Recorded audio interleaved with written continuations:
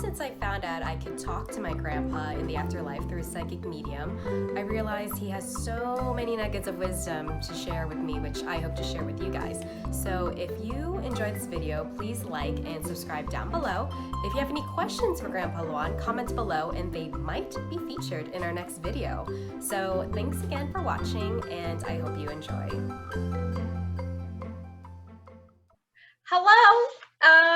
So today we are going to talk about animals and pets. Woo! Those little joys they bring to us.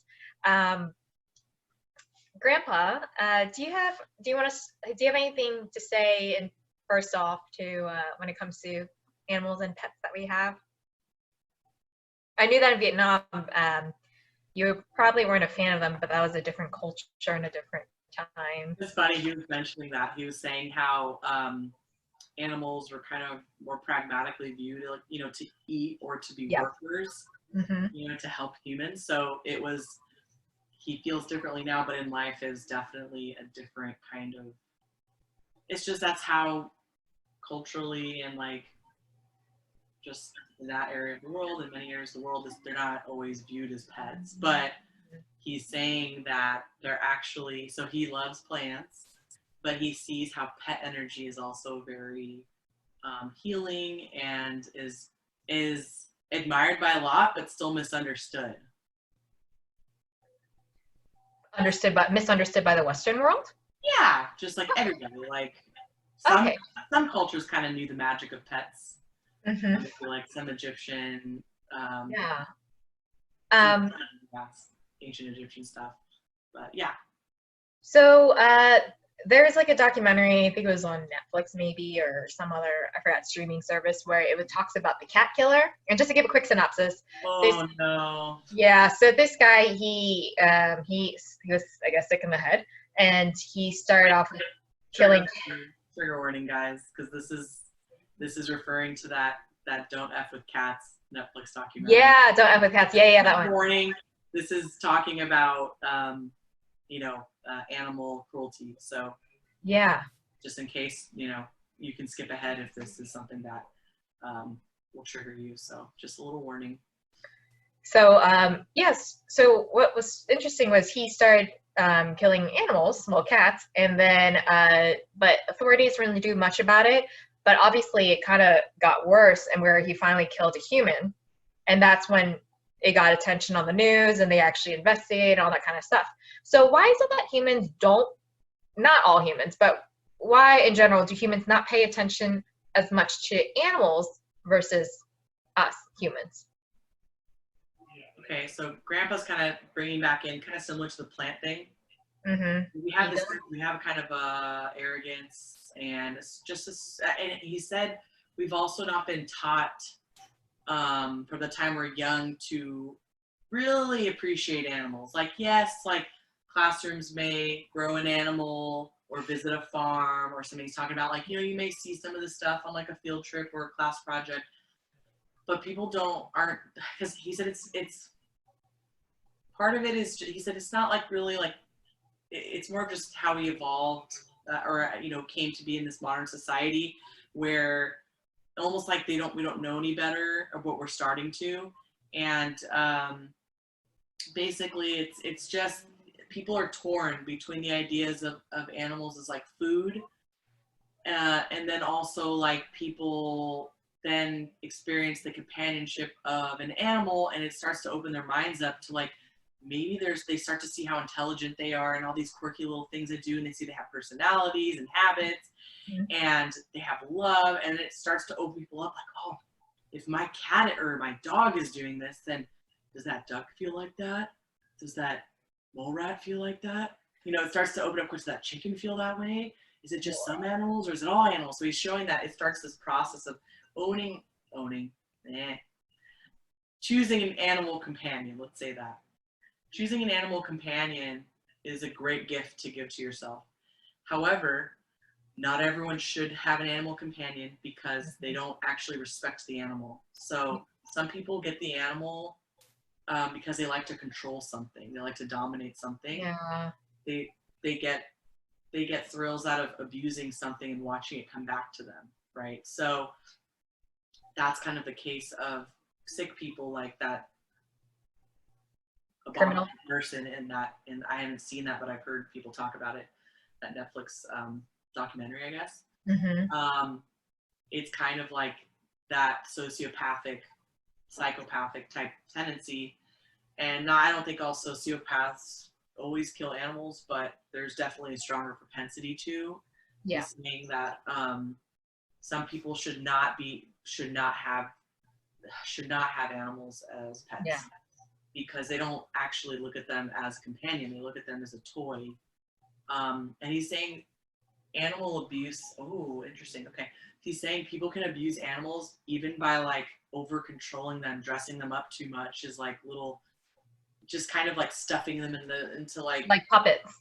Like puppets, like putting them on display. Like, you know, he's saying, he's asking the audience, like, have you ever met people where you're like, they're kind of maybe vain, or they're not very like compassionate, but they're like obsessed with their little toy dog or something, and like they're always like posting on Instagram and like putting them in tutus and like dyeing their hair, and like, you know, like, have you ever noticed they carry it around all the time and you're like, how does this person have compassion for that dog when they're like horrible to people and everything in life, and they pollute or whatever? It's because they actually don't look at that animal companion as a companion. They're looking at it as a toy, like an accessory, and they're like selfish, like, oh, this needs me and it makes me feel powerful. Like, oh yeah, but even that can be a form of like, it teeters on animal cruelty. Yeah. It's not obviously in the same realm as like when people are like torturing animals, but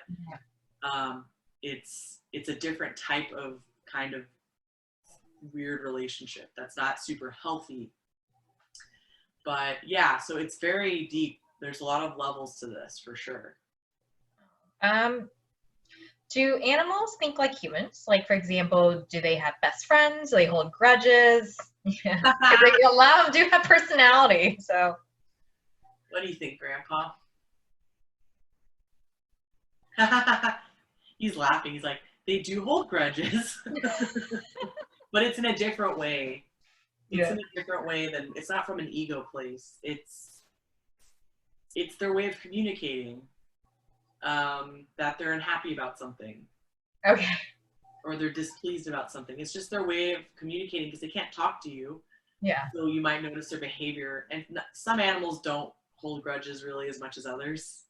I think everyone's probably thinking cats. Yeah. We definitely can hold grudges. I've experienced this too. But he's saying this, yes, some animals can. Or do. It's the domesticated animals. They've actually evolved a little differently because they've been domesticated for so many generations that they've actually, their neurons are slightly different. The way their brains are different. They don't have the same reactions to things as like a wild version of them. Like, you know, you put a cheetah in your house, you're not going to have the same experience as having a house cat. You might probably end up dead. So there's not like, you know what I mean? But they do have empathy. They do feel things. They do feel emotions. I think they feel, so what he's showing me is it's love, but it's in a way, it's a little different. It's a little different kind of love. And probably, it's definitely a different category of love. It's a type of love that is very special to these companions that we have. And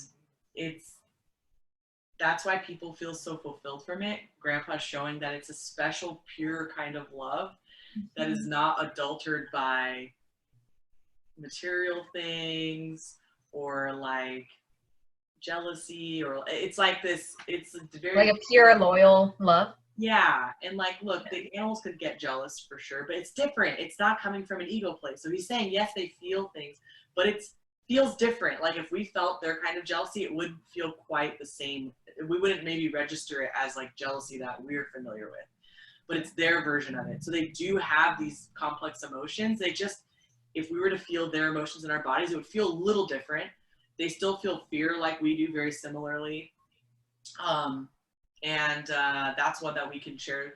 Joy, we can share pretty similarly with them, but some other emotions are a little more custom, I guess, almost to little animal companions. So, but that's what we can learn from them. We can learn from that type of love, or that type of. I was about to say, what are they here to teach us? So much. So let's see what Grandpa wants to share as like the top stuff. Okay, so one of the biggest things. Okay, so Grandpa's saying it could teach you discipline. Actually, it could teach you how to care for something and have a discipline in order to make sure that they're taken care of. So it can teach you to be selfless. It can teach you to put their needs above your own, like a parent. So it's great for people who even want to experience that feeling of parenthood, but without having a human kiddo. They can have fur babies, and it teaches them some of the same lessons. It's, of course, there's way different ones for human babies, but they teach you that type of guardianship. He's just saying, like, their energy is so healing. It's like a warm hug. You know, he's saying their energy is very healing for trauma. And also he said it can melt the coldest heart sometimes. Like, I'm not talking about sociopaths. We're talking about people who have had hard knocks in life and have been jaded. It can help to melt the right companion match for them. Animal companion can totally melt their heart. And I can guarantee that people who are watching this, somebody has seen this happen with a rough and tough somebody or other who got a little animal friend and they melted a little bit. So Grandpa's also saying they can teach us about playfulness and joy and bringing playfulness into your life, and also about like being affectionate, showing your affection more openly, not hiding your affection so much. And he's also showing how they can teach us about simplicity and non-judgment, because he says, like, animals, they just do the things that they feel they need to do, and they don't judge it, they just do it. And we can learn from that too, because we're always judging everything we do, and there's certain things that maybe are right for us that we just need to do, and we should probably honor those things as long as they're not hurting other people. So that's something else he's bringing up too. Awesome. And then why are humans drawn to, well, not all humans, but I feel like there's a lot of us that are drawn to like babies, kittens, puppies, always the small ones, and you just want to squeeze them, you know, and you're like, they're so cute. What is it that makes us like, Your grandpa said he always found like round baby faces to be like very, very cute. Like that was something he would always be like, kind of would melt his heart. And he said you kind of had that. Like little cute things. I feel like all babies have chubby faces. Yeah, but some have like very round, like big cheeks. Chubby. But some babies are just like got a healthy helping of cheeks. So he said that. Okay, so he's interesting. He's talking about cartoons. So he's saying like how when we animate things, we can animate them to be more round or to be more expressive. It's that babies and baby animals have like extreme disproportions, like that it's almost like cartoon like it's kind of a similar vein of why we think certain cartoons are cute. There's a certain portion, he's saying, that makes us understand that it's still growing, and it's a natural innate response in like people who have, I guess, who can feel that, because like I said, there's some people who have, you could call them a sociopath maybe, that might not feel the same way about animals, and that's not black and white either, but basically saying that the roundness, the proportions, like they register to our brains like innately as new and gentle and innocent, and we naturally want to protect and love on them because they have this energy that's so beautiful that like our soul just recognizes that, you know. And some people say like, I hate kids, but they might like love puppies or something, right? So not everyone's going to resonate with that, but like it's a certain type of, it's like almost an automatic response. And And they do bring us joy. Like they are great teachers. Puppies, kittens, Bambis, little does, and like, little bunnies and babies. I know, they're so cute on Instagram. They teach us to laugh. They teach us to just like, they have that curiosity that we think is so cute and clumsy, like, because we see that and it's so refreshing and different from what we do that it sticks out, like majorly contrast, and then it makes us laugh, it makes us giggle, it makes us share, and it releases, he's saying, it literally physiologically releases like endorphins in our bodies. So of course, like, the stuff becomes viral, we share these things because we bring joy and we can learn from them. Any closing words on animals and pets and things, Grandpa?